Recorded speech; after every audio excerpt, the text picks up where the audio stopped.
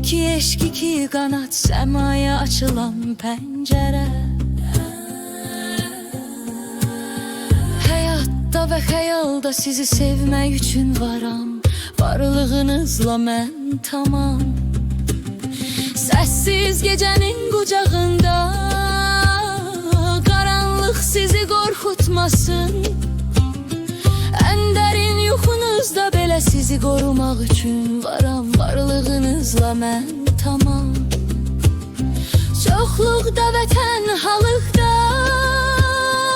ömrünüzün hər çağında, İçinizdəki sığınacaq, qəlbinizdəki duayam. Mən buam və əbədi yanayım.